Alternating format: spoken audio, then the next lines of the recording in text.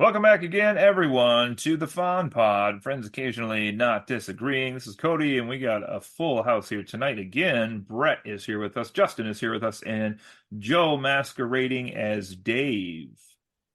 I Perhaps don't he know who has this Joe some, person is. I am Dave Mansell. maybe he has some dark magic making him think he's Dave Mansell. Ooh. What? Ooh. We're going to be talking about the brand spanking new show on Disney Plus, Oh, I hope Agatha there's going to be some All spanking. Along. We'll get to that in a bit. We got everybody in the house today. Boy, let's see. I wanna go to Brett first because I know he was up to something recently. So, Brett, what have you been up to? I was. I guess what you're alluding to, we just came back from yesterday. We went and spent most of the day at our closest Renaissance fair down in Holly, Michigan, um, which I don't know how it stacks up compared to like other ones, but I assume it must be like one of the larger ones in the nation because it's like a very large like area, like it's literally like a whole village they build like in the middle of the woods, um, and has like a full jousting arena and like all these other like tons of shops and like stages for like live shows and stuff. So, um, it was a good time. We took the kids. The kids were probably a little bit less enthusiastic about it than we had hoped they would be, but we didn't get there and had like be forced to leave an hour later because they were like, I'm bored. So it worked out in the end. But Yeah. um but that's a good time. Last time we were there was like 6 years ago. So it was good to be back. Uh what else? We are now 4 games into my coaching a sport that I have never played. And the team we finally won our first game. So that was nice this last week. It definitely has been challenging. I felt like the other teams have been playing, like each of them like has like a kid who's basically like a semi-pro, and I'm like, where is this coming from? So Well, now I'm like my next game, I'm like trying to game plan how to like stop this one kid. That's my I'm doing for my coaching here this next couple days here. But go for the back of the knee. yeah, Beat the leg. pull a little Tanya Harding on him. Yeah. We No.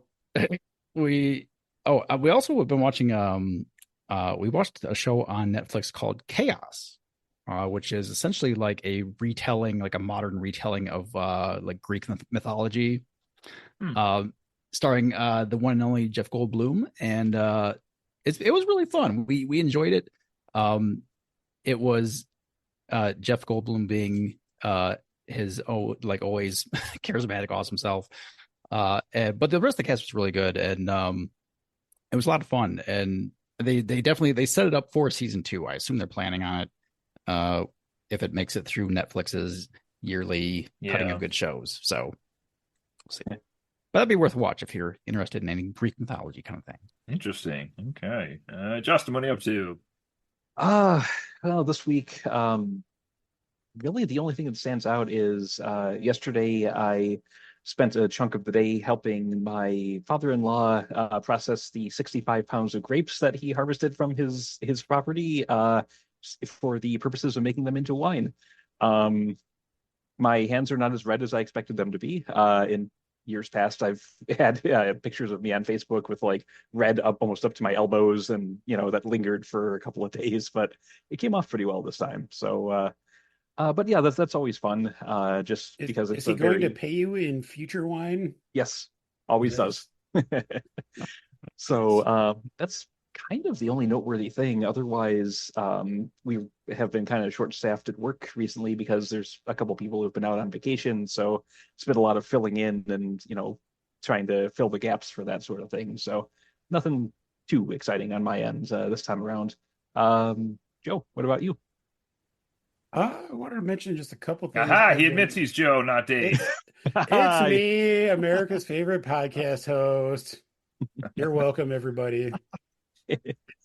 I wanted to mention just a couple things that we have been watching recently. One is a docu-series on Max, the one to watch for HBO, which is called Chimp Crazy. And it is literally the Tiger King, but with chimpanzees. Oh no. By which I mean it is actually made by the same director who made Tiger King. Just, And it explores oh. the somehow possibly even more batshit crazy world of people who are just obsessed with having a pet chimpanzee. And there's like a whole underground of women who like want to raise chimps as their children and think that they have these like loving relationships with these horribly strong wild animals. Like it is just nuts. Um Ooh.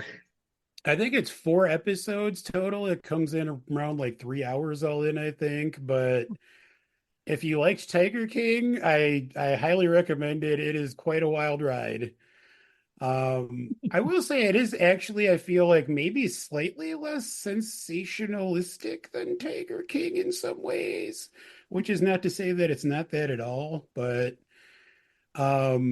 yeah, it's pretty interesting. The other thing I wanted to mention is a movie that I just watched last night, which is a film that I was excited about before it was released and then just never saw. And that is 2022's The Batman. Uh, Mm. Um, I'm I'm not huge on DC Comics, but I've always liked the Batman movies and love the Christopher Nolan trilogy.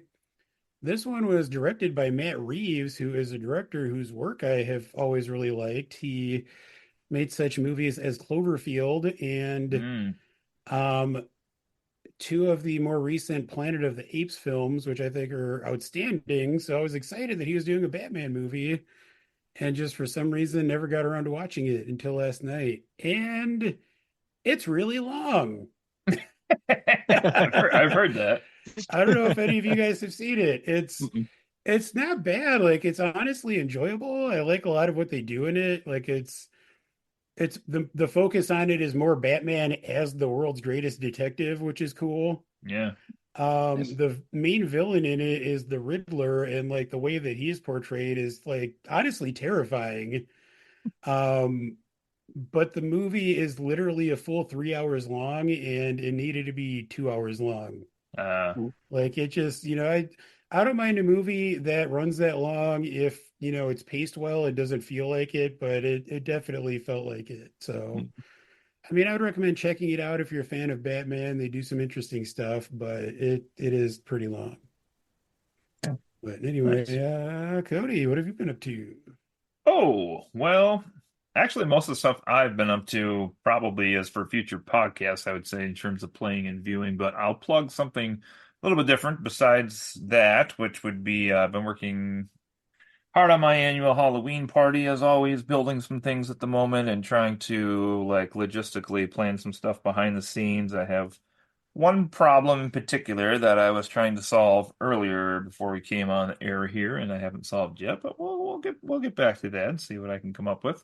But for consumption of something, I guess I will mention briefly that I did finish my September book of the month really early, which was nice because my August book ran into September. Don't tell on me. But anyway, yes, I ended up reading a book by Stephen King actually for September. It was called Joyland. I don't know if any of you have read that or not.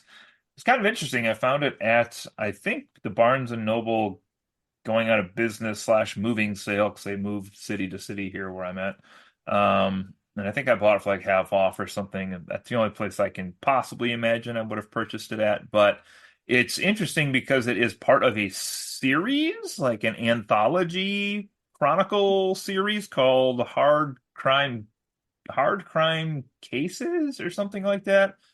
So he apparently just volunteered to like write a volume of this series, and so there's I don't even know 40 different books by 40 different authors in this series, but he chose to write a crime book. But he's Stephen King, so his crime book involved a ghost and some people that have like ESP and some other powers beyond that and other things. But the heart of the book actually was like this kid who was at this amusement park working for a summer job and then yeah, inadvertently through a series of events tries to solve the mystery of a girl who was killed like years back, and it was actually pretty good. It was a very quick read, I tell you, because as I was mentioning, I was reading a lot of like fantasy and stuff before that, which are the big, thick, meaty tomes, which were like 500 pages to get through, and this was like our 280, but it was like a real quick 280, and like just read a lot faster than most of the stuff I've been reading recently, so that was kind of nice.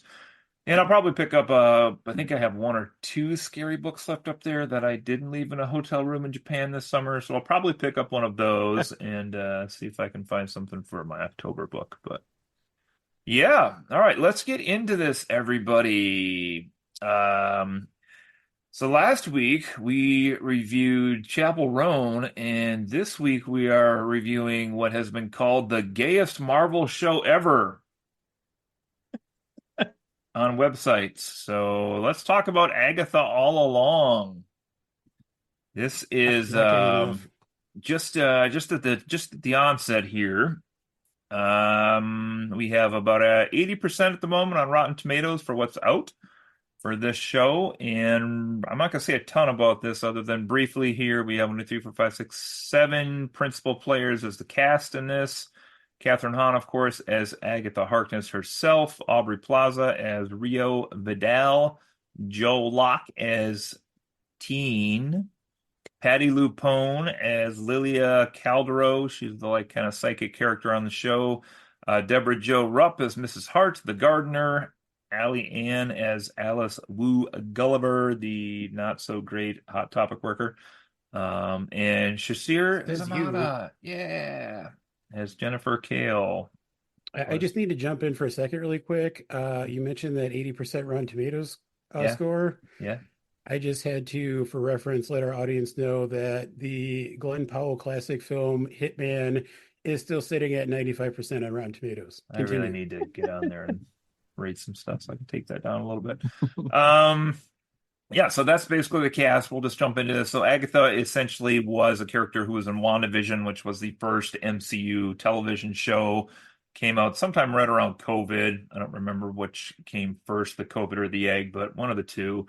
And this was a character that's back again. So even though I kind of expect to know the answer, the first question I wanted to ask everybody tonight was our mandatory question. Did you have any interest in watching this show or it being made in general? Did you feel like this character needed a show?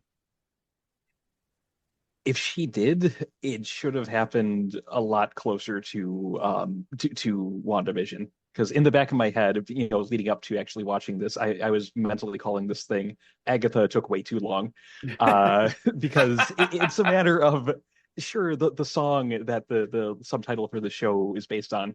It was catchy when it came about in WandaVision, and it's just like, oh, there's a reveal, and it's quirky, and it was stuck in everyone's heads for a couple of days. That was what, two? No, it's got to be like 3 or 4 years ago at this It's point. like 3 years ago. Yeah, I'm talking here.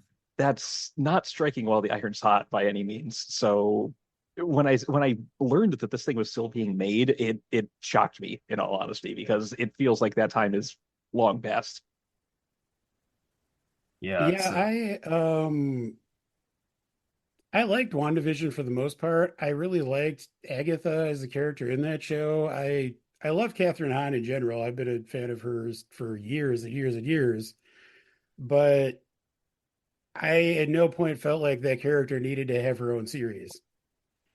Like Hollywood has a thing where it tends to take the wrong lessons from things, and when a character works really well in like a small role, that doesn't mean that you need to blow them up and make them a main character in something. Like it doesn't mean they have the ability to actually carry their own series or movie or whatever.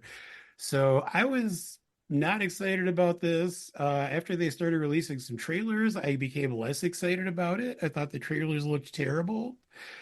But honestly, I started watching it, or I decided to watch it because it got some pretty positive early buzz. So we can talk about that as we get into it. all right. My feelings are pretty similar. I definitely thought she was very enjoyable, the character on WandaVision. One of the better parts of that series. And I wasn't necessarily like against seeing more of that character, but kind of like you guys were saying, like I was unsure whether or not she could carry the whole series as the lead, and also why would this character?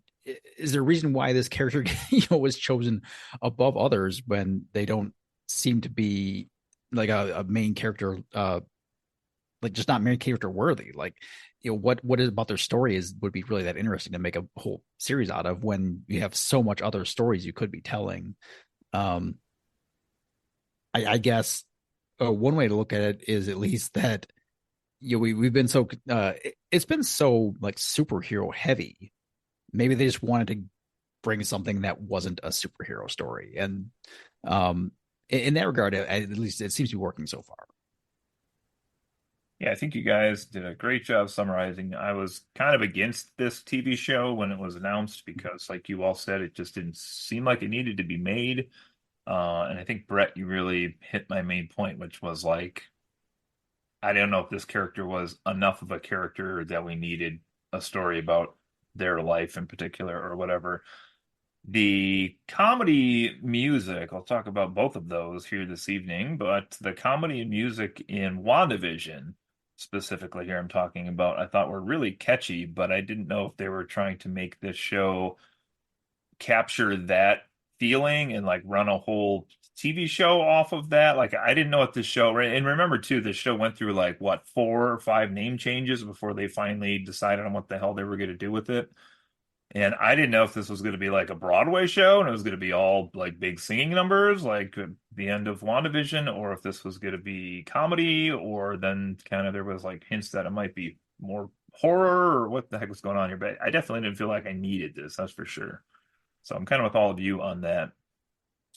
Well, let's go on here and talk about the first 2 episodes specifically of Agatha All Along. So if you haven't seen these yet, we're going to delve into some spoiler territory today. So you may want to pause this and go check out the first 2 episodes of Agatha if you want to compare it to our thoughts and your thoughts.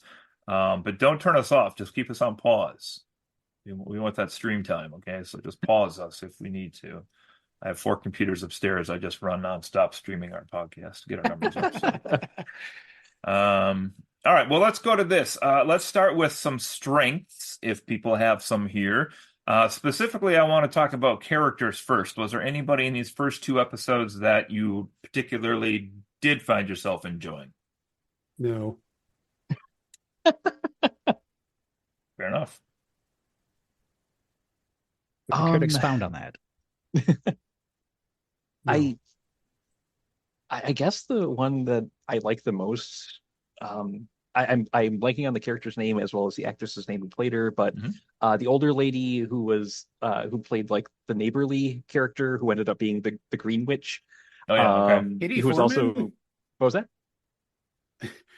She is probably best known for playing Katie Foreman on that 70s show. That 70s show, yes. But her actual name, I'm blanking on it, and I don't remember. I know her character got a name, but that's yeah. Anyway, she was I liked her because she's playing kind of the same role she always does, and that role is always at least somewhat enjoyable. And she brings a bit of naive lightness to the proceedings, and that's always a little fun when she shows up on screen. Okay.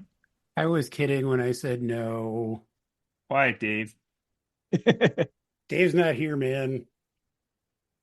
I love Catherine Hahn. I think she's great in this series. I'm probably tipping my cards a bit too much, but I, despite my best efforts, really enjoyed these first 2 episodes of the show. I think that Catherine Hahn is hilarious, and I love the level of witchy bitchiness that she brings to it. I just love how like kind of snarky and sassy she is. I really like, I mean, specifically the first episode.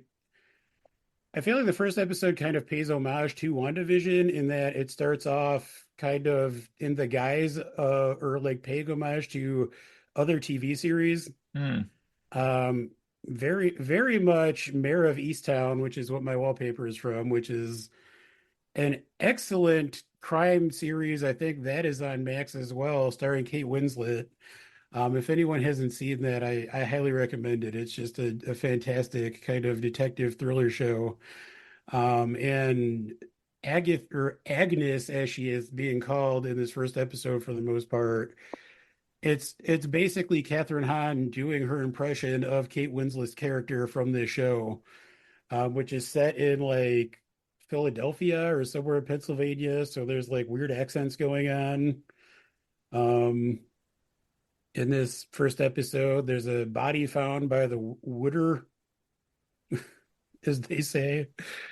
But I love that Catherine Hahn seems to be game for anything. You know, she's doing this weird accent and then she gets kind of ridiculous as the series goes on. I liked pretty much the whole cast, honestly. I like the coven that kind of comes together in the second episode. I'm curious to see like all of those characters hopefully develop more. But yeah. Yeah, I thought most of the characters were thus far have been pretty entertaining and charismatic and fun to watch. Um, I would like to highlight, Aubrey Plaza has spent most of her career playing bitches, and I hope that she continues her career playing witches because Oh. because dang, she's a good witch. Um, I know obviously we're going to see more of her. We haven't seen a lot of her yet in the first few episodes here, but um, I just looking on IMDb, she's in 8 episodes total, so she's in every episode the rest of the way out. So, but she's a lot of fun to watch so far. So, Yeah, I agree. I had her in my notes. I forgot to mention her, but she's great. I love the tension between her and Agatha. Like I'm hoping we get more of that backstory, but it feels like maybe there's some romantic tension there. I would hate to see that. I know it'd be terrible. I thought, yeah, I thought Catherine Hahn did a really nice job as Agatha in these first two. What I really liked about her performance, there's a couple things here. Like one, kudos to the writers because they seem to have come up with a way to develop a character story for this character that I was pretty convinced didn't have a compelling character story to explore. But how they present her just with like weaving her back with Wanda, and then how she has a relationship slash reputation with these other witches in the community, which, they kind of it's interesting because they like seem like they know her and think of her as like a troublemaker, but also should be afraid of her as like this terribly powerful witch also, which is not really how they treat her. So it's kind of interesting. Um, so that's just kind of I neat. think that's largely because she's powerless right now. You think they're just talking smack because they can? I assume so. I mean, they refer to her as witch killer, and I mean her one of her powers is the ability to steal other people's powers. So, like you said, they should be afraid of her Yeah, if she had her power, but they know that she doesn't. yeah, that's true. And she also has a kind of interesting relationship happening here with Joe Locke's character, which I don't know. I've seen him called Teen. I don't know if that's his Teen. official working title for now I think or. that is his official like Mhm. credited name, at least for Yeah, the time I being. don't think they've said a name other than that thus far in the series. Yeah. He's tried. Yeah, he can. Right. Yeah. You didn't hear it? He said it. No, and actually on his character as well, I just thought he has done a decent job in that he hasn't annoyed me as like the younger character of the cast. As like some series, I feel like they would make the youngest person like really annoying, and he hasn't annoyed me yet, I will say. Uh, and I also want to throw one quick shout out there for Lilia, the clairvoyant on the team as well, played by Patty Lupone. She is batshit crazy and talking to herself slash somebody else, question mark. We'll talk more about that later. But she's kind of a fun little character too. And she like definitely gives Agatha like her what's up, like she tells her what she's really thinking about her too, which I think is cool. So yeah, so I think actually they kind of had more to explore here than I thought they had to explore. So let's go into want to just go back into one more thing here for positives, and then we can unleash some of these negatives. I know you guys just holding back down there right now, but I wanted to ask, were there any particular standout moments for you in these first two episodes? Like maybe let's start with Justin, because I'm picking up he might be the most cynical, but I could be wrong. We'll see. Sure. Any particular scene or moment that you really enjoyed in these first two, Justin? The thing I think that caught my eye most once I realized it was happening, in terms of a positive, is that they use sure, that too.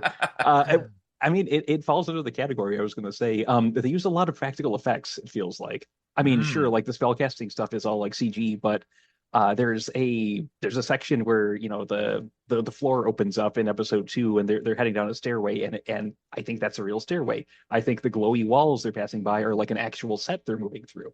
And it looks there's a lot of this that looks good as a result, because the stuff they're interacting with is actually physically there.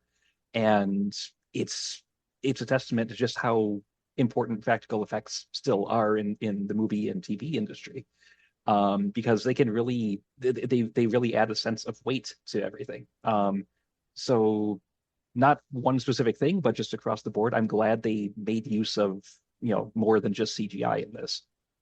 If I can jump in for 1 second, shout out to YouTube Screen Crush as the account there, the user. They pointed out, Justin, what you're saying here is somehow this series managed to, how did they word it? This show in 2 episodes managed to have their fake world look and feel more real than the entire series of Secret Invasion.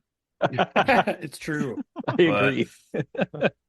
Not wrong. Yeah, it does. I think it looks beautiful, most of the stuff in the show. Mm-hmm.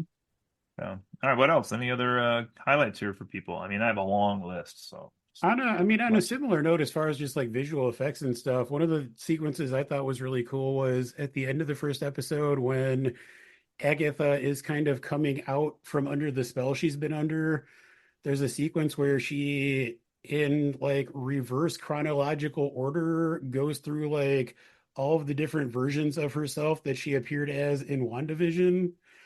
And I thought the way they did that was really cool. There's kind of that funny moment where she's in like the 80s like exercise gear, like is horrified by herself. And I just thought the way that was done was really cool. But yeah, I mean, otherwise, I don't know if there's a lot of like standout moments. I mean, I liked a lot of the humor in it. Like when she's still like trying to play the hard ass cop, I like the scene where she's in her office and the chief is in there and starts trying to say something about teamwork makes the dream work, and she's like, eat my ass, chief. Like, in a lot of ways, I mean, this already, I know you said that it's being heralded as like the gayest MCU thing ever. I also feel like it already kind of feels like the most adult, or like one of the most adult MCU things. I mean, I said but when Justin was talking, but there is actual nudity in this series. There's, you know, a scene where Catherine Hahn's front is barely covered by her hair, and then we actually see her butt. And there's some kind of like more risque moments and humor in it than I think we've seen in a lot of other Marvel things. Yeah. Holding out for a Mrs. Hart nude scene later on, maybe when she's gardening. Yeah, I thought that scene was awesome too, Joe, where she's going through the clothes and kind of, you know, by a morgue table, no less, with a body of supposedly Wanda on it. I mean, looks like. But can we talk, just to segue here off for a second, we talk about the intro, because if you were a new viewer who just happened to click on this on Disney Plus, and I think, you know, we've talked about this on a lot of podcasts, but the number of people left in the world who were like, oh, what's this show from Marvel, and clicked on something has to be a very, very small pool at this point, I would think. But if you didn't know what this show was, and you started the way the first episode starts with her being like the detective and going through, that's a long fucking sequence they have with her as the detective. I was like, wait, what is this show going to be about right now? Like, I don't know. Yeah, I did. Like, one of the first things I wrote down was like, how did she get, like, what is this real life? Like, is she actually a detective? And how did she get to be a police detective in 3 years? Like, how did she earn that? And then I was like, wait, no, this can't be real. This has to be like some sort of dream thing. And then, of course, it was. But yeah, it's like it's what, like 90% of that first episode, probably like Yeah. 35, 40 minutes, something like Yeah, I that. It just wondered how keeps that going. would. I wondered how that would play because I feel like I am in the vast minority of people having seen Mayor of Easttown, and like within like a minute of that first episode, I was like, okay, they're doing Mayor of Easttown. Like it's so obviously coded on that show, and it's like, okay, it makes sense because of how WandaVision worked. Mhm. But yeah, I could definitely see if someone wasn't familiar with that show and kind of picked up on what they were doing, it would be confusing. But I mean, I like that they did that for just the first episode, it seems, as kind of a nod to, how WandaVision was structured. Yeah. And, now moving forward, hopefully it's going to be able to just be its own thing. Yeah. I actually kind of find myself wishing they had just taken that as this is what the show is going to be and we're running with it. It would have been interesting. It would have been different. It could have been like a story, not quite a redemption arc story necessarily, but a story of what does a witch who's lost her powers do with her life? And she has enemies out there. But she has knowledge too.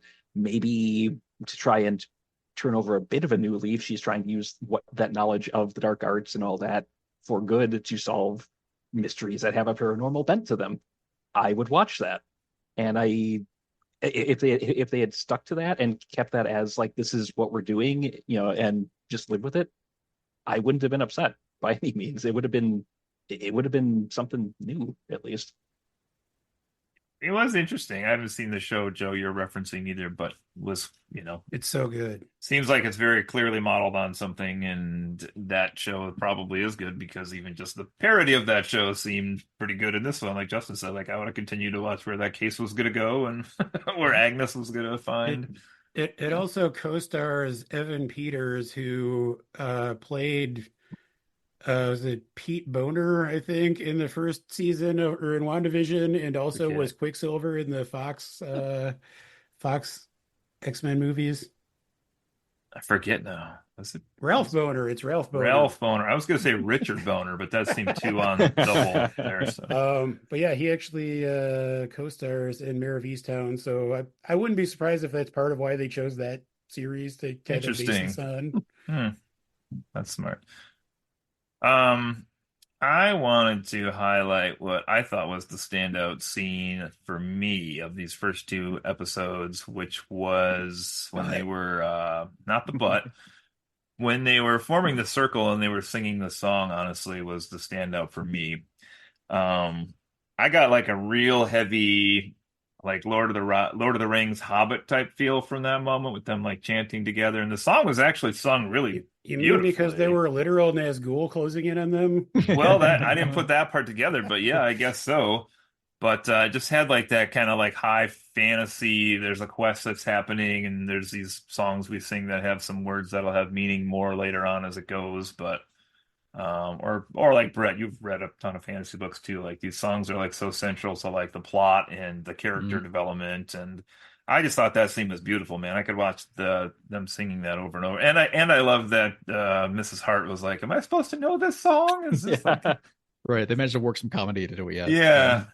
Yeah. But that was cool. And then when it didn't work, I was like, "Oh shit!" And then finally the door showed up. So, but I thought that was a big scene for me that I really loved. And then I also loved when they reach the road at the end of episode two, and they take their shoes off, and you see them like walking down this Wizard of Oz like path. I thought that whole thing's really interesting. To me, that just sets up like I'm really intrigued where this is going to go. We'll talk more about that later on. You mentioned the. Um, Go ahead.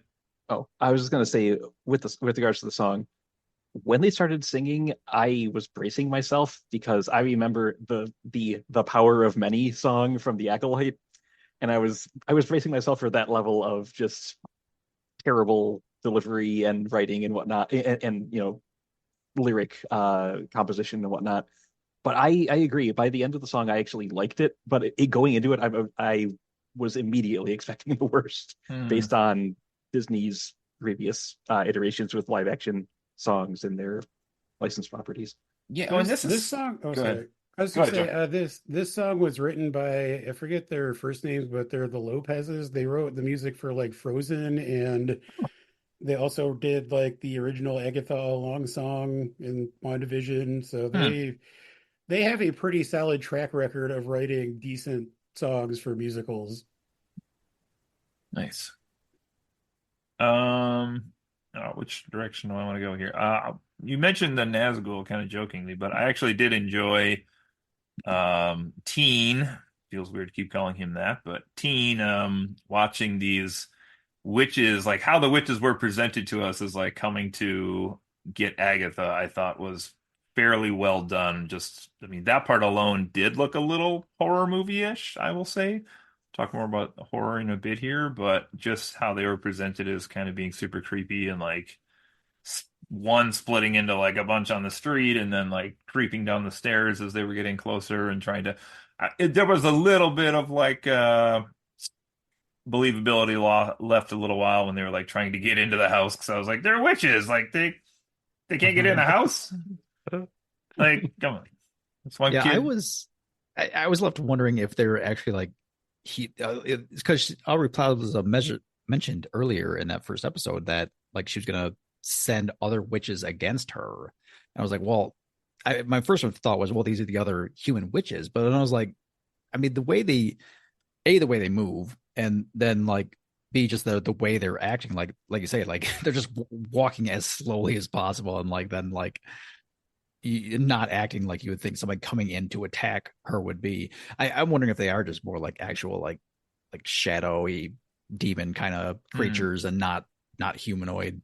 Does she say that she's sending them against her? I thought it was more just like, because I believe this is the Salem Seven, Mm. and I got the sense that it's like this other force that like she knows is going to come for Agatha, like now that she's awake. So I don't, I mean, Well, maybe I remember her saying like something like she was going to announce to other people hmm, that Agatha was basically here, come get her. yeah. I mean, I don't know what these are specifically, but I got the sense that it is maybe like something more powerful than these other witches. Then the potion salesperson with the lawsuit against her. Oh, that was hilarious. Just burn it before you drink it. Um, okay, let's jump into let's do some negatives here. People have some negatives. Let's talk about what didn't work for you in these first two episodes. All right, good. Justin, We'll it's your move time to on shine. and Okay. I don't know that I liked the cast a bit more as time went on, but some of them still kind of grated on me a bit. Like there were times, take Teen for example, where he just seems to be kind of there to be almost a yes man for Agatha. Like, oh, you're so wonderful, you're so great. What else can I do for you, kind of a thing, and that just doesn't do it for me. Um, it got kind of just irritating and under my skin after a bit. But I mean, we'll see what happens. Maybe he'll develop more as time goes on. I'm honestly super suspicious of Teen because of that. Like Yeah, he it comes could be off a as ploy. being kind of superhero worshipy, but like I feel like there's gonna be some kind of twist there. Maybe, but right now Yeah, he feels like a bad hmm, version of Kamala Khan, where he doesn't Oh have the no. charisma, he doesn't have like that spark. He's just the you um take that back. The original version of Kamala Khan was the bad version of Kamala Khan. Come on. I don't know what but that means. I'm not 100% sure either. It means I gave that show like a 5.2. That's what it means. I liked that show. She You was would. delightful. She was certainly the best part of that show. I think she had a lot of spark, a lot of life. But where Yeah. that's a different thing. That's a different topic. That's already been covered. Um, and I don't know. There were times that I know Agatha is supposed to be a villain. She's supposed to be kind of just a crotchety, angry kind of character. But there were a handful of times where it almost felt like they wanted to cast Fran Drescher in the role, and she wasn't available, so they went with who they did instead. And it's just not all the time, but like when she's in the interrogation room, like in the first episode, there are some of her line delivery just felt very grating without any sort of cleverness behind it, if that makes any sense. Um, but we'll see. I don't hate her. It's just there are moments where I feel like I'm not really connecting with her at all. So, and I think I broke Joe, or he's frozen. I'm not sure which. Why not both? I guess on Twitch. Oh, damn. No, I just don't. I mean, I don't have anything to say. I think it's not a criticism of mine, but I did see on a couple spots that people were very like episode 2 in particular was just like this typical we need to go find a ragtag group of people to throw together to go on this quest. But I don't know how else you do that either. Like you can't just have the characters show up either, because then people are like, we don't know who those people are. At least we got a little bit of their backstory. I mean, it's like a classic heist setup. I liked it, honestly. Yeah. I said it wasn't mine, but what about Justin, you got some more negatives you want to hit? Um, you mentioned the Wizard of Oz Yeah. like parallel earlier, and I hope they do more with it than just go down this road and you get a wish at the end, because it seems very on the nose. I hope there's it's just more interesting stuff that happens to them on the way. But it feels like they just took that plot element whole cloth from Wizard of Oz and just stuck it in here. Yeah, there was And actually an exact quote from Wizard of Oz earlier in the series in the first episode I'm trying to remember what that was.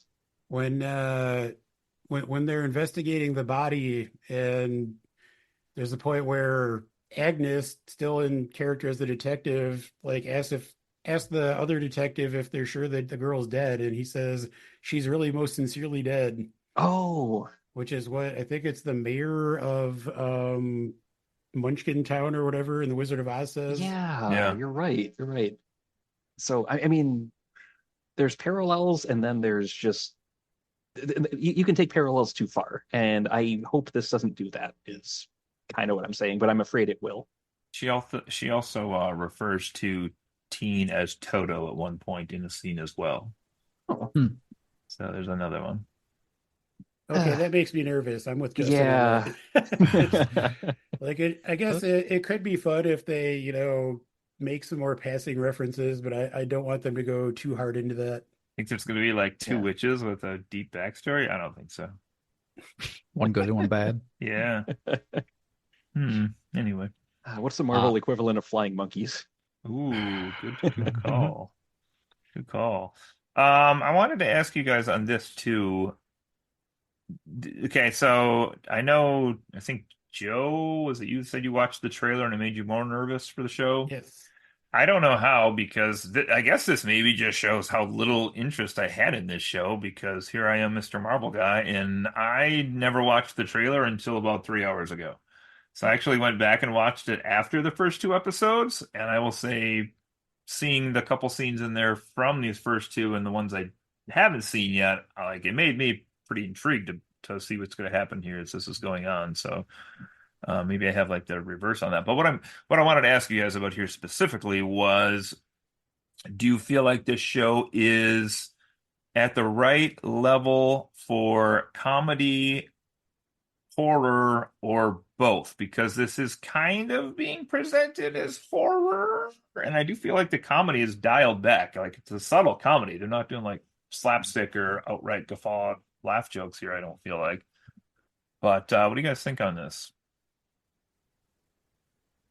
I think it's trying to find its footing still a little bit. It's getting there, but it doesn't quite feel like it's found a balance yet. There are times, I mean, there are times the horror is really effective, times when it's not there, and it kind of goes, it's like, it's a bit wobbly.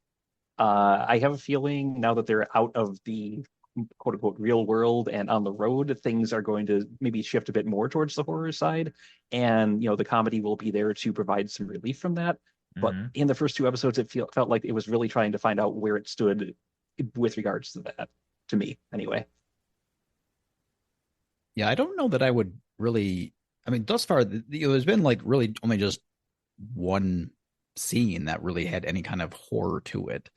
Perhaps they lean into that a bit more in the upcoming episodes, but I'm expecting that this is not going to be horror in the end, going to be like looked at as a horror as a whole. I do really enjoy just the like traditional witchcraft vibes of it, which, previous to this, we've had, everything with Wanda, which is technically like magic and witchcraft sorcery stuff, but it was like in a very like superhero-y setting. And Yeah, now good we're point. getting stuff that's like really more what you traditional like witches and like pointy hats and like cauldrons and that kind of vibe going on. And including like just the credits are really cool. I really enjoy the both Yeah. the intro and end credits. Um, and so I would expect there's going to be a lot more uh like maybe like shadowy demony kind of things kind of in the future here episodes. Um, and I'm looking forward to seeing some of that, but I'm not expecting it to be like full horror. Yeah, I mean, it's interesting to me, Cody, that it seems like you're kind of downplaying the comedy. To me, so far, it's been like mostly comedic, which I mean, I like about it, but I mean, I agree with Brett that there hasn't been a lot of horror so far, and I think there've been a ton of jokes, which I mean, worked for me. Maybe it's not like super over the top, but I think Yeah. there's a lot of humor. Um, I honestly, to me, it's fun. Like I do expect it to get maybe a little darker as things go on and maybe have some more horror elements interwoven, but I kind of expect it to overall just be kind of like spooky and fun and not get, too into the horror side or anything. Yeah, so a couple thoughts I had on this. I think the way that things are being presented in the plot just is kind of very mysterious and like clearly Agatha knows more than she's letting on, both to us as the viewers or maybe even the other witches, because I think wasn't she the only witch that has gone to the road of these? Was that Mhm. Yeah, I think Yes. yeah. so. Yeah, most of the other Um ones thought it was a myth. So, yeah, and I thought the way the witches were presented, I think in episode two, that was pretty spooktacular. And I know that's why I mentioned the trailers because I know I saw in the trailer like they have like the Korean demon like climbing across the ceiling and shit in some of the scenes, and I'm like, oh my God, what is going to happen in this show? Like this looks like some spooky shit. I mean, that could be played for laughs too, depending on how it actually is in the series, hmm. um, but I don't know. I feel like tonally, this is probably. We'll see how it all shakes out, but possibly more horror than like the Multiverse of Madness was, despite having Sam Raimi. And I was also thinking of like Moon Knight and Werewolf by Night, like where this would be with those as well. I guess we'll have to see how it all shakes out, but at the moment, I think it could go past all of those, but probably not.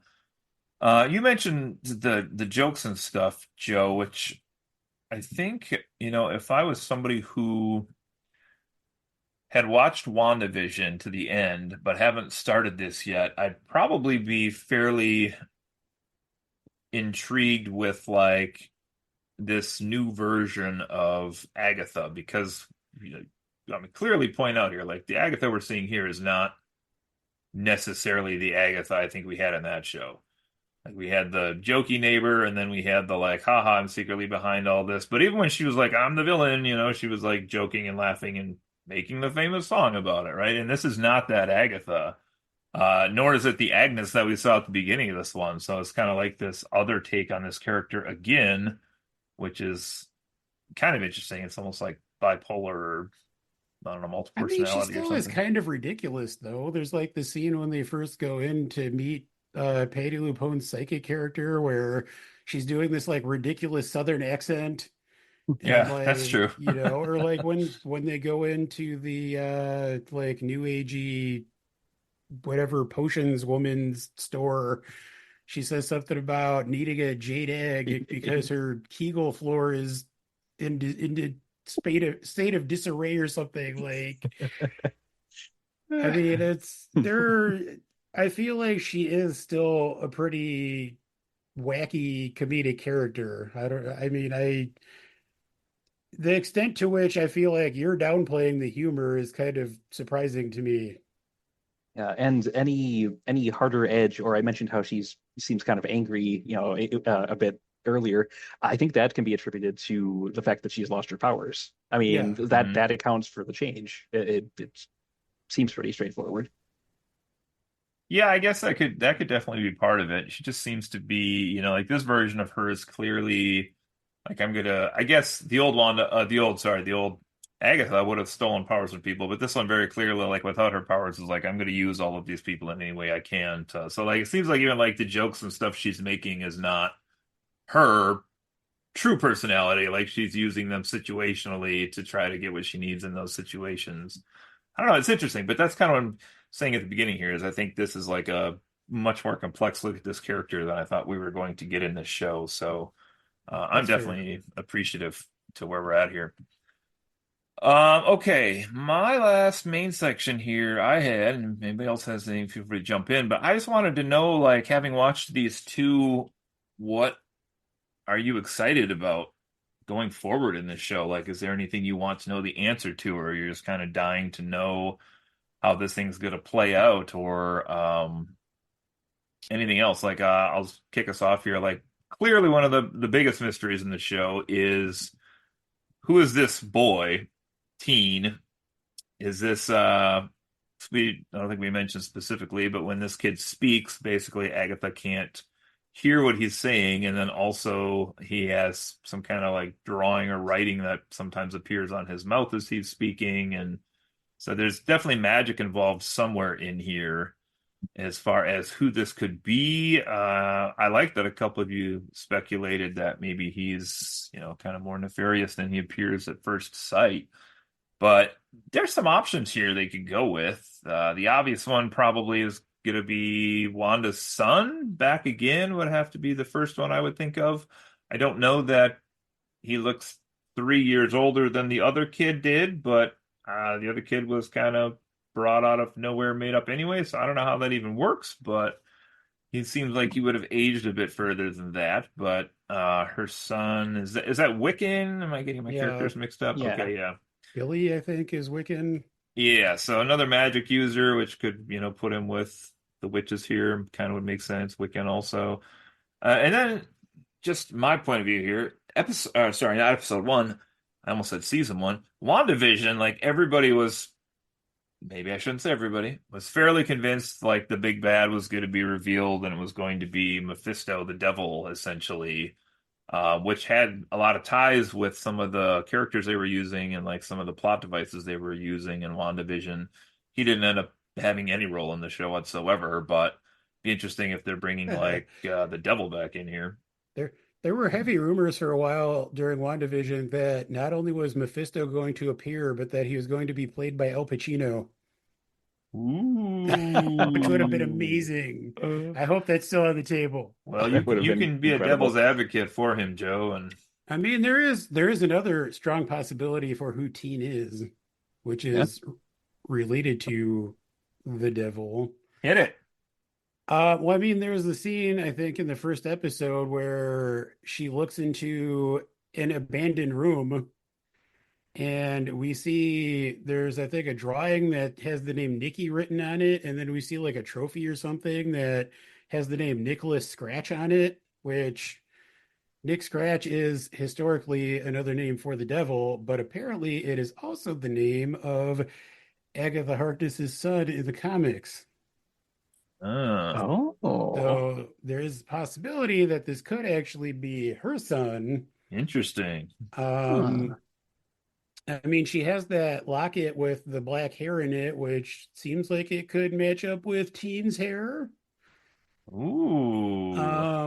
So it's a Hmm. possibility, but I think it's one of the two. I think it's either Billy, Wanda's son, or it's her own son. I do think Mephisto is probably going to come into play later in the series, but I don't think this is him. Mephisto is just a red herring, literally. But let's well, Listen, here. All of a sudden at the end of like episode, how many episodes are there? 10, I don't know. 9? I thought it was 8, but let's No. see. Hang At on. at the end of like episode 7, it's gonna cut to credits and you're just gonna hear "Wah!" Yes. A big puff of white smoke. Very cocaine like. Well, Joe, you mentioned the locket that has been pretty prominently displayed in the show as well, which has three, has three ladies on the front, and Aiden Mother Crone. that's what I was trying to think of. There you go.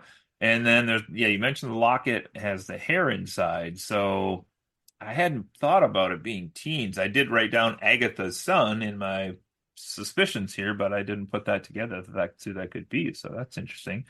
But yeah, I thought maybe that or something from Wanda, but I'm not sure how that would tie in exactly. And then I know the most popular theory I saw out there on some websites today was that it is Aubrey Plaza's hair, her characters, that she's holding on to as like a former flame, but doesn't want to admit to everything, perhaps, in the moment. Or building off of that, maybe some sort of word against her doing Agatha any harm.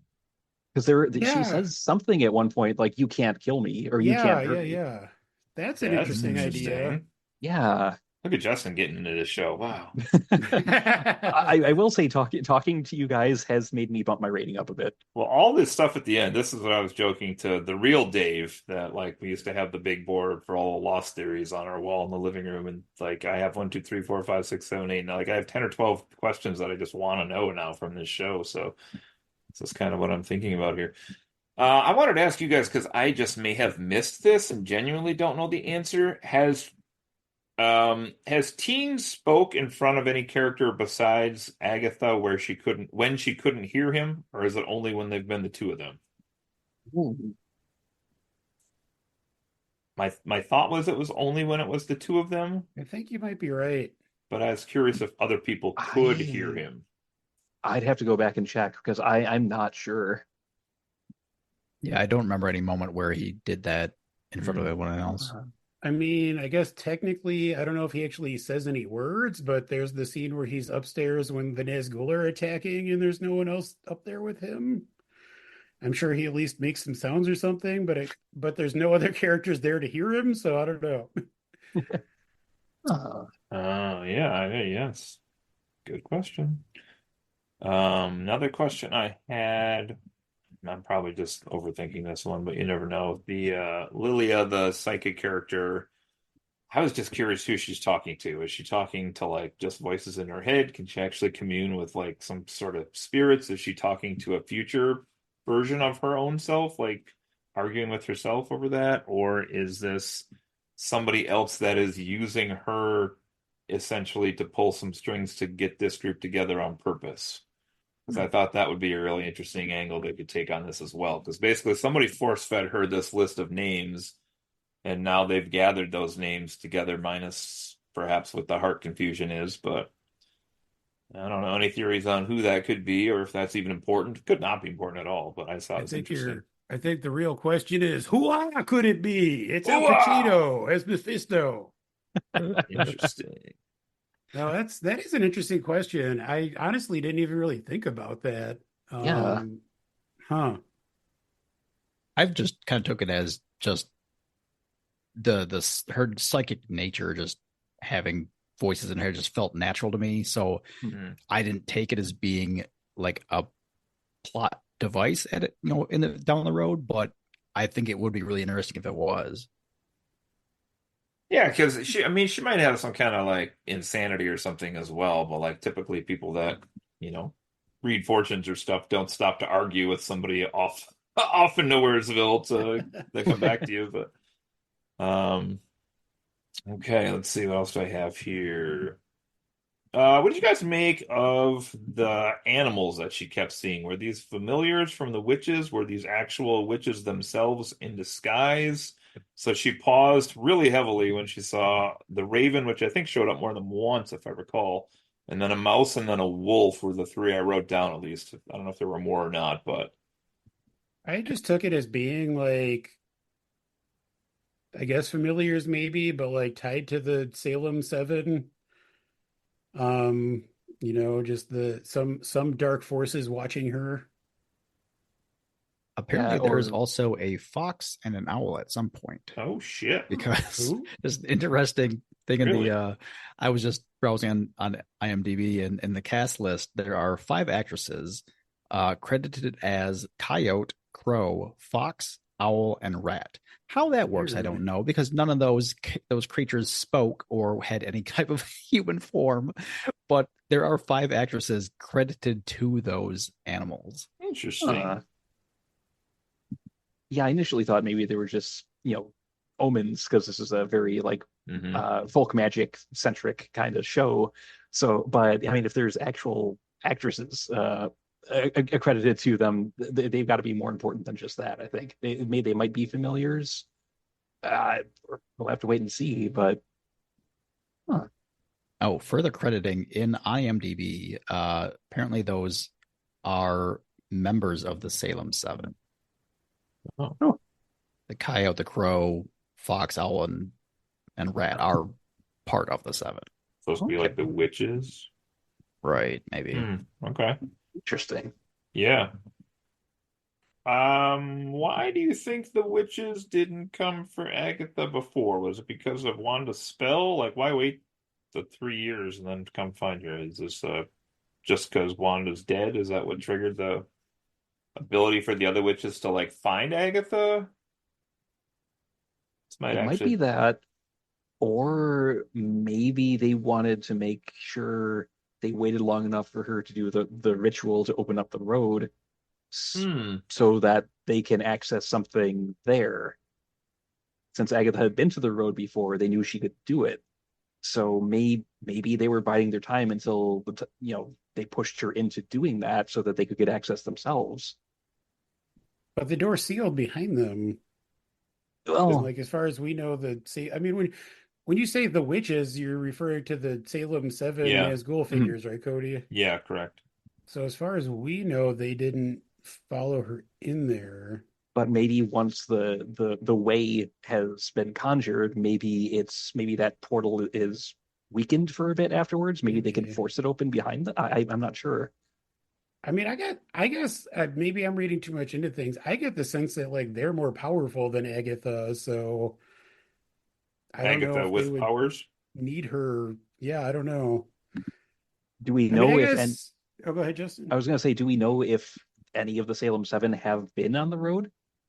Like We maybe don't know they're more anything powerful. about them, really. Like we literally don't know anything about them. Yeah. So I guess So maybe we'll they're find more out. powerful in like terms of like raw strength and whatnot, but there's different types of power, and maybe Agatha's ability to get to the road is something they just can't do for some reason. It's Maybe. it just speculating here. Yeah. I mean, I guess my answer I think would have been simpler, which is either just that she wasn't a threat to them as long as she was not aware of who she is, or maybe, and I mean, I guess maybe this is just the same thing, but I wonder if maybe Agatha Harkness like literally did not exist as long as she was trapped in this spell as Agnes. Like maybe they just couldn't even detect that she still existed until Yeah. she was like awakened.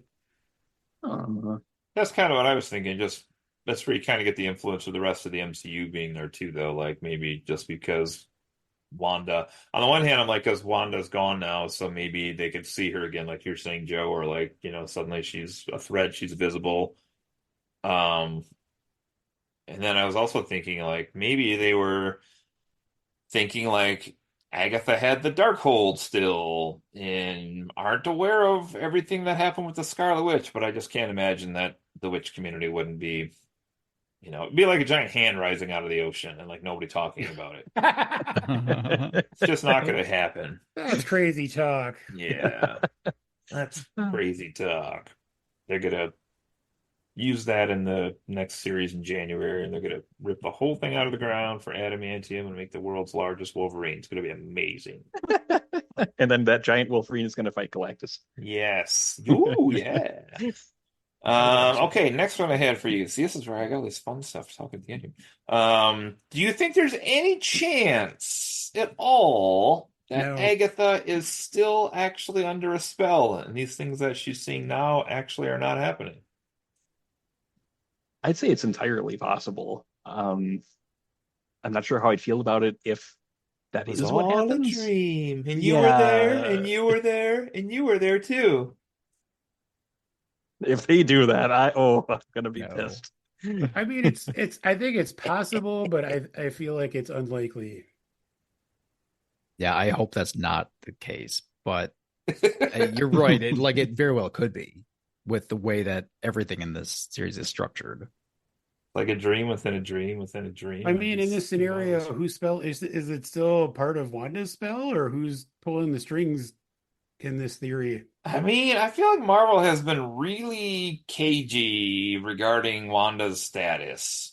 Like they said she was kind of implied she was, but they just like don't necessarily come out and say she's. Mhm. So, but on the other hand, like you wouldn't think Agatha would have been able to come out of the spell if she wasn't dead. Like that's the sticker. Yeah. Yeah. I mean, Agatha could have, imagined the whole crime scene thing with Wanda and everything on her own, but Yeah. I don't know.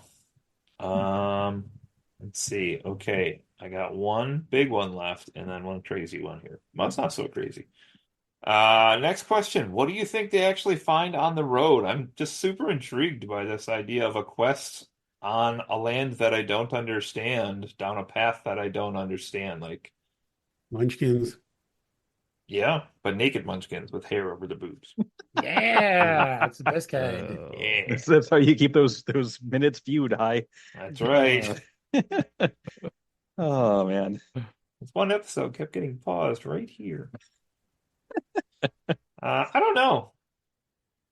It seems like when I went back and watched that trailer, we're gonna get at least some like conflicts down here, some battles perhaps. I don't know if people live Well, I mean, on the there's road or Something has to, I would it's think. yeah, it's well, it sounds like there's some sort of. I mean, the whole setup is that if you survive the road, That's then right. it gives you like whatever you desire most. So there's some Mhm. sort of trials and/or tribulations coming up. Ooh, yeah. left They've triples. essentially said that everyone else who has tried to do this has died doing it. Yeah. So we know that it's dangerous in some way.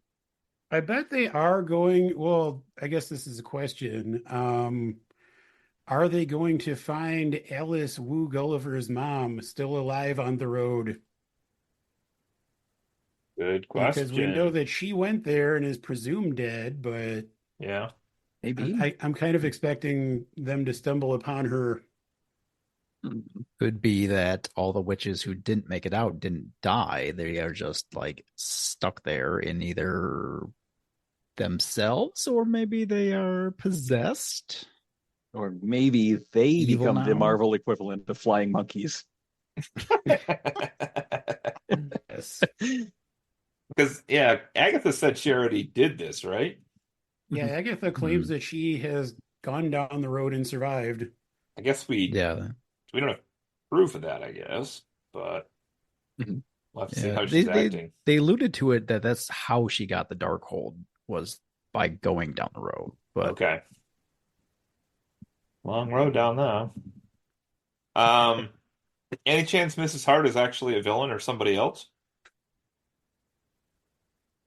They get to go the M. Night Shyamalan devil movie here and have the old lady in the elevator be the secret villain. Spoiler alert for that movie if you haven't seen it.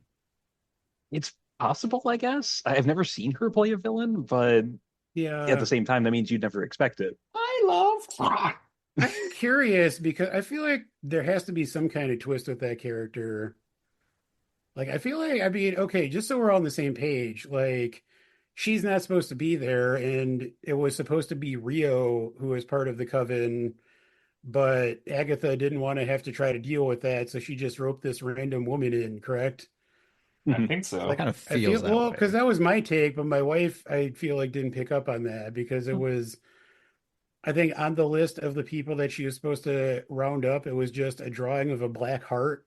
Yes. And so she's like, "Oh, Mrs. Harp." But there was that previous scene where Rio was like, "I have a cold black heart, and it beats only for you." Hmm. So Mhm. to me, that's like it's supposed to be Rio. And like, well, and as soon as they mention that, Agatha's like, "I know who it's supposed to be," and it's like, I don't think that was Mrs. Hart. So I I I believe the setup is that Mrs. Hart is not actually a witch and just got dragged into this because Yeah. Agatha's a hot mess, and also I took it as that's why the song took so long to work because they didn't have all the actual witches. Oh, okay. Yeah, I can see But that. My bet is that she is just a regular old human, and she's gonna just like fumble her way, like barely surviving through this. And at the end, she's going to end up getting powers and being a legitimate witch. That would be interesting. Yeah, Oh, I that'd be feel like cool. there has to be some kind of twist with her, but I don't really know if it's going to be that she's evil or if it is Or like just maybe they get that. to the end of the road and it's like, okay, this whatever is at the end says, "What is your wish?" And she just happens to speak up first and like ruins it for the rest of them or something. Now these, I bet that's exactly what's going to happen. That is exactly what's going to happen. Now that you say that. You heard it here first, folks. Are they going to be like, yeah, all right, Agatha, you know the rules. We have to sacrifice someone to get your powers. She'd be like, oh, Uh, sorry, Mrs. Hart. or they get to the end of the road and Mrs. Hart turns into Al Pacino. I was going to say, Wah! she's Mephisto. That was exactly what I was just going to say, actually. Okay, my last one. This is a long shot, but whoever's keeping track of all the MCU stuff's a hot mess, so you never know. Only because this show is coming from WandaVision. Do you think there is any chance we see the White Vision come back in this series? I really hope not. He's got his Same. own show coming, I know, but He can somehow. stay in that one. He doesn't seem like he would fit into this narrative from what we've seen so far. Yeah. Yeah, I don't see how that would improve the story. He just doesn't, like, exactly what Justin just said. It doesn't seem like you fit at all. It'd be like completely out of place. Remember how he was like trying to learn what it meant to be human and stuff at the end of WandaVision? And do you think he eventually reformed himself into being an old lady gardener? I thought I'd try this for a while. Perhaps. I didn't know. I didn't know. Yeah, those are all my questions. You guys have anything else that you're intrigued about? I feel like this series needs like a separate chat, seriously. It's good stuff. Yeah. Easter eggs, I'm not going to get into these, but man, if you want to go look on YouTube, there are different videos that have 60, 81 Easter eggs in this first 2 episodes. Holy crap. A lot of which are comic related, but some of which are throwbacks to WandaVision, which I didn't even catch. And Brett mentioned the credits, like they pull out like 25 from the credits alone. Like it's just insane how much stuff is shoved in there.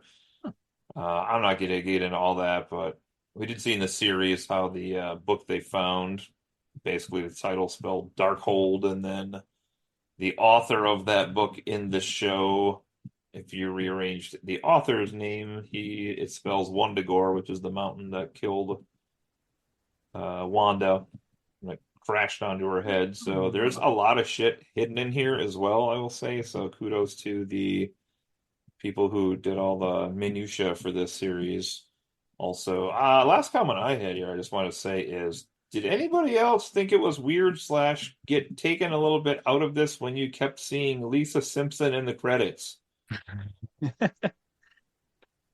A didn't little notice bit, that. but then there was like the witch from Sleeping Beauty too, and Yeah. I figured it was jarring at first, but I'm like, oh wait, Disney owns that now, so Right. Yeah. yeah, I just sort of like shrugged after that point. It was like, okay, I mean, that it sort was of makes just sense. random witchy shit Yeah, I from guess different so. pop culture. I Like, guess I will confess, I did not watch the credits all the way through either episode, so it's just kind of surprising. But I know one of the videos I was recapping said they had like shots from, I think, like The Craft and yeah, Wizard of Oz and some other properties that Disney Yeah, does it's own in like there all too. over the place. So, It's like Joe said, just general anything like that yeah. had to do with witchcraft okay. previously. Instead, they're just like, let's take a snippet from that, I shove think it it in was here. just seeing Lisa Simpson, and I was like, wait, what's happening here? Like, how is this? Yeah, but then I thought too, like they own The Simpsons now, so The Simpsons in the MCU officially now because they're in the credits to the show. So, Oh no. oh yes, we're getting a Deadpool Bart Simpson. Bartman. That's right. Ooh, there you go. I All mean, right. Bart says eat my shorts. Agatha says eat my Eat my ass. ass. Maybe there's a connection there. Goodness gracious. I would, for the record. Eat Bart shorts. Yes. Still talking about Lisa Simpson? What? You say you'd eat Lisa Simpson's ass? That is not what I said. Eh? That's not what I said. Potato, potato. All right. Any last comments here? Should we just do wrap up thoughts on this? We'll call it good. Yeah, I think I'm ready for the wrap up, more or less. All right. Well, 4 10s across the board, and that's going to do us tonight. Dave hasn't started this yet, but he gave it 11, so that is a 10.2 tonight for our average. Pretty good. Pretty good. Picking up our Fondy for this year. No, does anybody want to go first, or do you want me to go first? I don't care. Hell, I'll go first. All right, let's get that low score out of the way. So heading into this, I initially was going to rate this significantly lower than I am now because of the conversation we had, especially like in the latter half of this recording. And I think I mentioned like in the chat before we started recording that I've really gotten kind of tired of the aspect of the MCU where it's like, oh, look at that person in the woods. That's totally Doctor Doom's cousin's veterinarian. So that means this. And it's like, I've really, for the most part, I'm really kind of tired of that. But talking through a few of these things that were like front and center here, that makes sense within the context of what we've seen and what we've been presented with. And you guys, you actually have me curious about this. So that old sense of wonder about like what does this mean and how does this fit together is kind of starting to come back a little bit here. So to the point where I think I actually am going to go back and rewatch these episodes to see if there's stuff I've missed that connects to what we've talked about today. So I heading into this, I was going to just give it a flat out 5 out of 10. Just I wasn't convinced that it needed to exist even after watching the first 2 episodes, but discussing it and thinking about all these various things, I'm going to go with a 7. Which I was not expecting when I initially went into this. So, which you were not expecting. I see what you did there. However, I reserve the right to really drop this if this does end up just being like a bait and switch Wizard of Oz story where they just keep going back to that old grindstone. If it ends up just being that, but with a witch skin, a witch ear skin, I'm gonna be pissed. What if it's Return to Oz? Ooh. That is a level of insanity I am all in for right now. Yeah. Like that. Yeah, so you just needed the coven to get together. Now there was a TikTok reference. She wasn't talking about the streaming platform. She was talking about the weird like Clockwork Man. Yeah. It's all making sense. all coming together. Yeah. No doubt. On a side note, my wife has never seen that movie, but we're talking about finally watching it sometime soon. Oh, man. Return to Oz? Yes. I've never seen the movie. Oh, it's terrifying. It is. I've read the book. I've never seen the movie. You were in for a ride. Yeah, you need to watch that. When is that from? The 80s? Early 80s, I want to say, yeah. Live action? Yeah, it stars Fairuza Balk. 1985. Really? All right, I'm in. It's Dorothy. She was like the super creepy, ninth hottest girl of the 90s. Let's do this. It's one of those like 80s children's movies that is like way too dark and terrifying. Okay. Yes. Yeah. Anyway. Yeah. Fantastic. I can go next. Okay. As mentioned, I had really no interest in seeing this. I'm not going to say too much here that's different than what I've already said, but to me, I thought the first episode and a half of these 2, I probably would give like a 7.5. I enjoyed the setup. I enjoyed kind of how it was going to play out. I like the characters they introduced to us and everything else. And then the second half of episode 2, where the witches were kind of like starting to attack and get into the house, and we're seeing some pretty kind of creepy elements to the show. And then also, I just can't really overstate enough how much I enjoyed that singing scene that they had. Like, I really loved that harmony they had and how that sounded. And like, I was getting kind of mini goosebumps, hair standing up type thing as that was going on. And then when they got down onto the road, I was like, oh, I am fully on board for this, wherever this is going to go right now. Hopefully they give me a compelling story once they're down there and it continues on. So I would probably give the second half of episode 2 like a 9.0 because I really, really loved it. So I'm going to average these out, not exactly mathematically, but I'm going to give it an 8 overall for the first two. I really, really am intrigued by the premise. And all these questions they have, I don't typically watch a Marvel property and have all these fun questions to ask myself, which I really enjoy as well. I also enjoyed a lot of what I've seen so far. I was in the first episode where she's being the detective, and it kind of felt like it went on a bit too long. Like I kind of wish they would have like started dropping like weird oddity hints, like really kind of showing that it's not reality, a bit earlier on. Because I also was like, wait, what was this show going to be? And I don't know that I think it went on a bit too much to make it a positive. But the second episode, like you say, really was very good. I enjoyed that quite a bit. Like really entertaining and enjoyable. A lot of good dialogue. The scene with the ballad, the song was really great. I enjoyed the horror elements that they introduced into that with those witches. That's really up my alley as stuff that I enjoy there. So all in all, I've been liking the characters, and like I say, I had no idea what this story was. I still don't really know exactly what the story is going to be, where it's going to go, but I have really enjoyed what I've seen so far.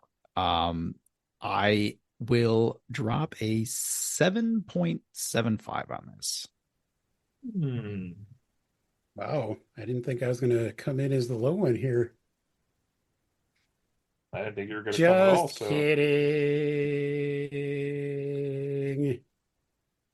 I thought this show was a lot of fun. I love Catherine Hahn. Catherine Hahn is always a 10 out of 10 in anything she appears in. Fuck you, Justin. Dang.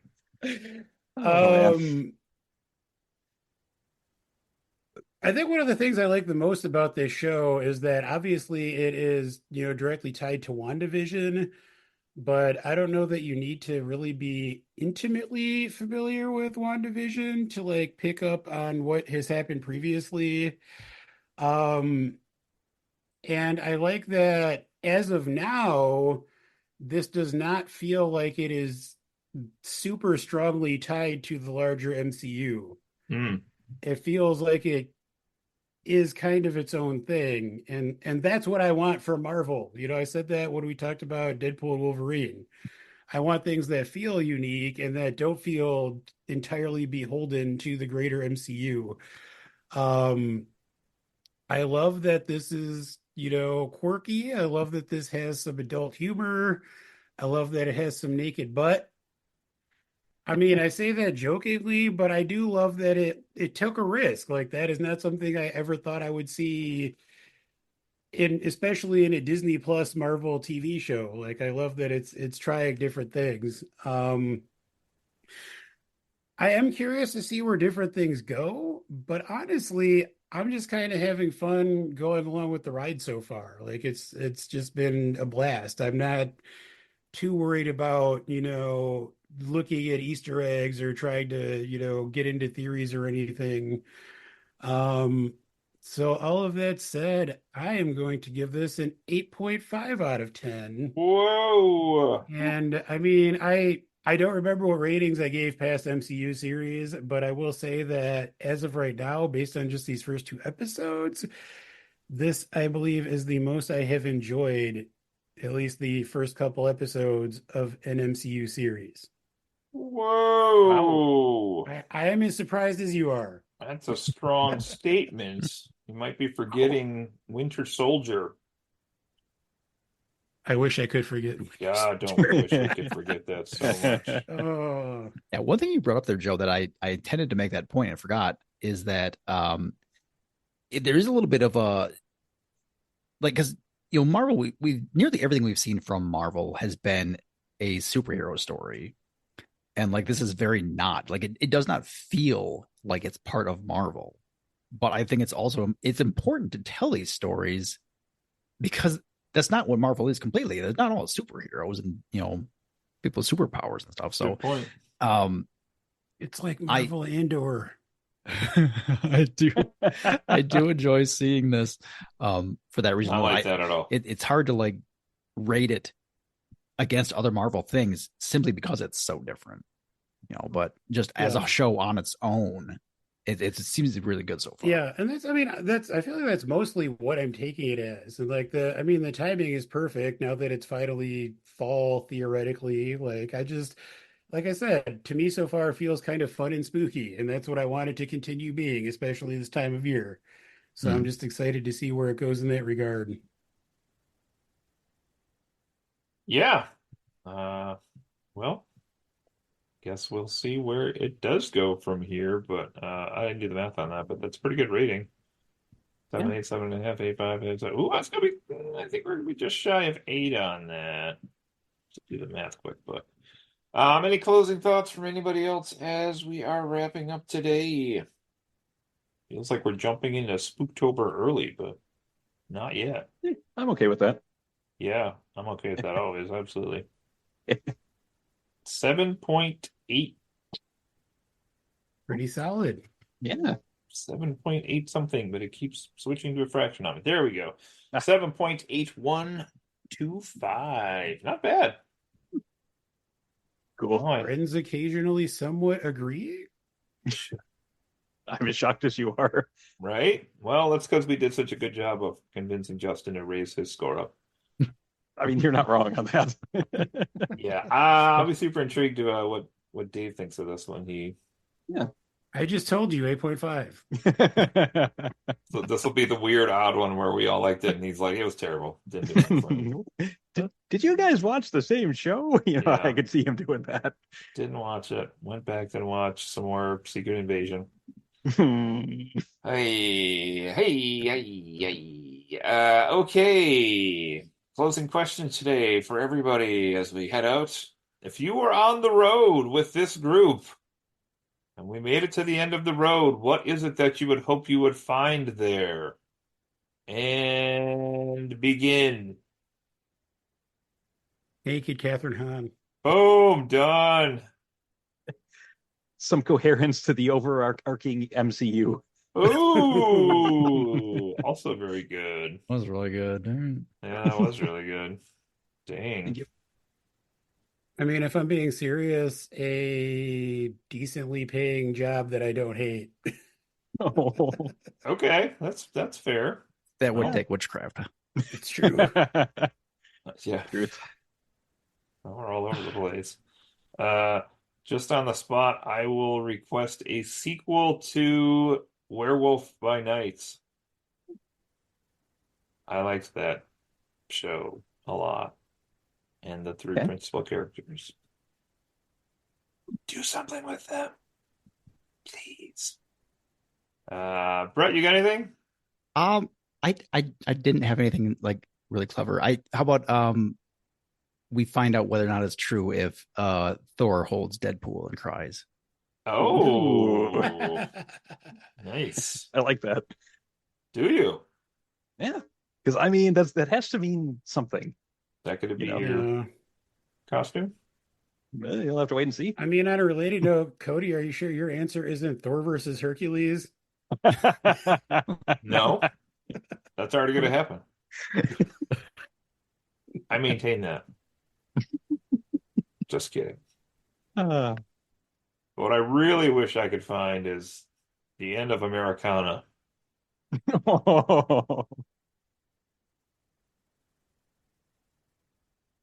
Well, there we go, everybody.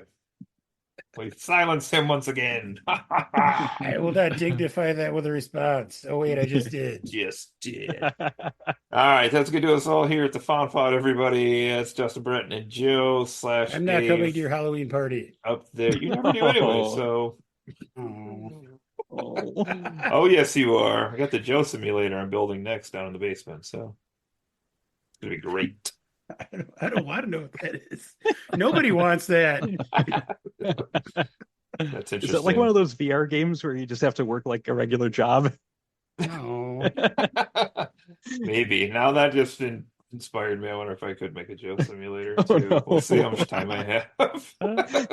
Cody Cody just wants to try to know what it's like to not have children. Actually, what I was thinking I would do for you is print off the shot of Catherine Hahn when she walks away and she's naked, Yeah. but print it off twice and glue both sides to each other. So you have a front and a back, and she's naked on both. It's just a back side on both sides, though. That sounds all right. Yeah, then we can get you one of those little things where you like spin the thing and it just rotates around really quick. Oh yeah, I like it. I like it. Wow, we're way off the rails here, people. So We haven't even anyway, been drinking. sadly no. Sadly no. Oh, I did yesterday. I should have mentioned some of that stuff. Anyway, all right, that's good news, everybody. Take care. Have a good night. Bye. Wow. Bye. Hey, fondlings and fondlers. This has been another episode of Friends Occasionally Not Disagreeing, your favorite podcast. It's most people's favorite podcast, or at least so my mom tells me. You can check us out all over the place online at our homepage, www.fondpod.com or fondpodcast.com. You can also check us out across your social media sites, including Facebook, Instagram, TikTok, X, YouTube, and anywhere else you get your streamed podcast. Thanks so much.